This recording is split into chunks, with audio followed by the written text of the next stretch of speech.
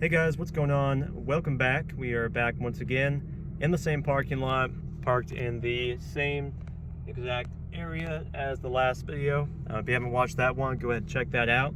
But today, we are going to do kind of like the reverse of the last video on the 5 things that I love about my 370Z. Today we're talking about the 5 things that I hate about my 370Z.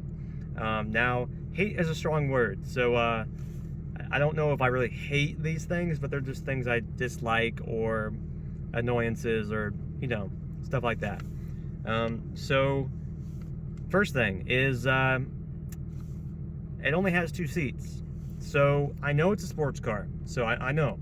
But 1 seat, 2nd seat, that's all there is.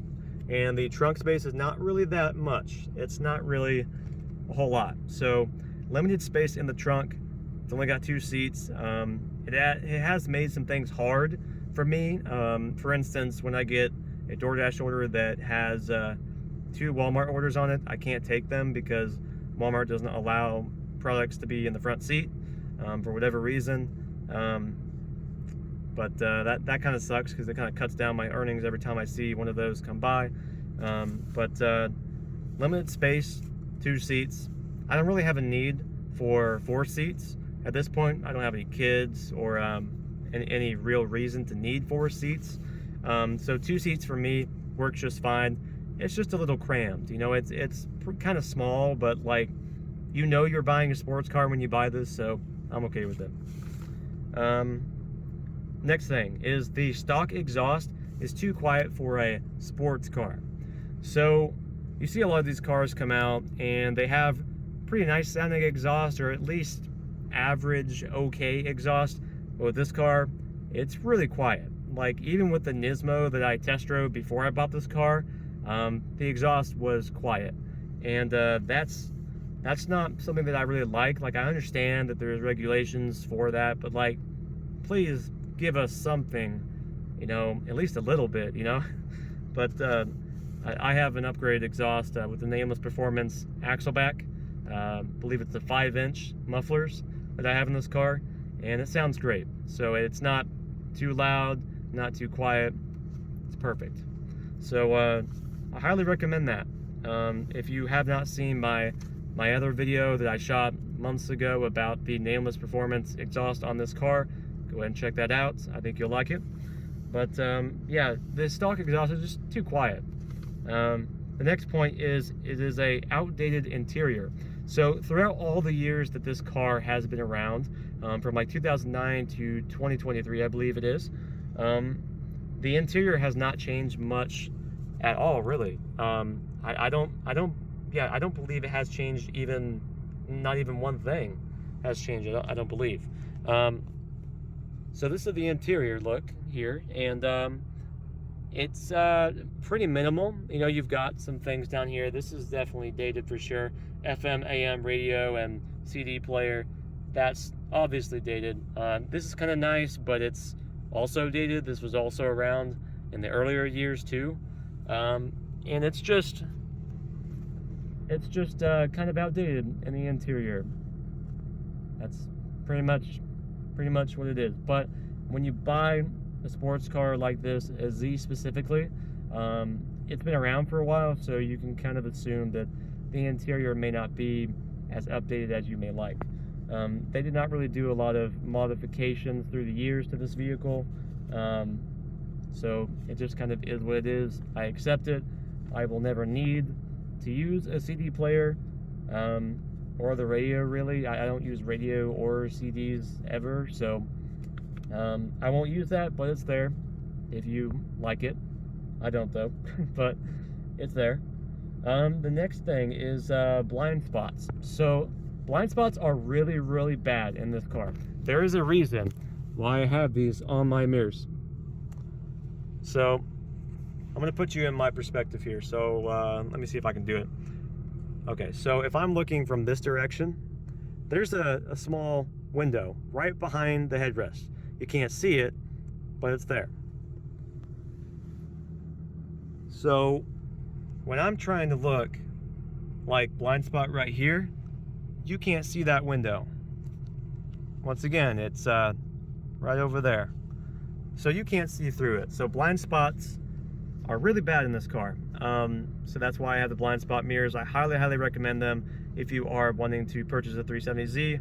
Do not skip out on the blind spot mirrors. They will save you from getting into an accident. They have for me many times. Next point here is the paint chips easily. Now, for me personally, I've heard this, and it hasn't really affected me as much as you might think, but I'm sure it will happen over time.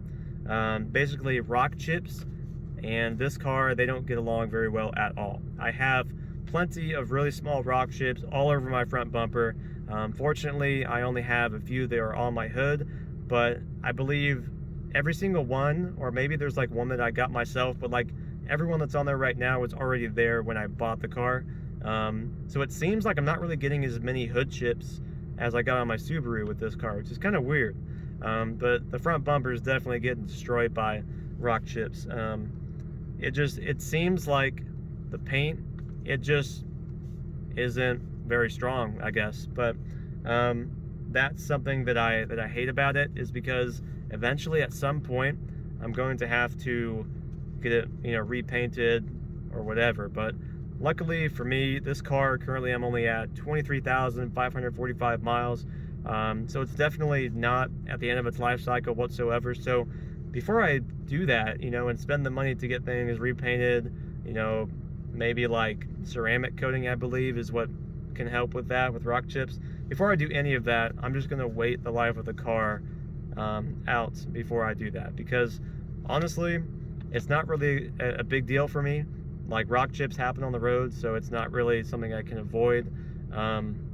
It does suck that I have them, but it's also not going to stop the car from performing, whatsoever. So, yeah, that is my last point for the 5 things that I hate about my 370Z. Hopefully this kind of gave you a little bit of an insight as to what it would be like owning a car like this.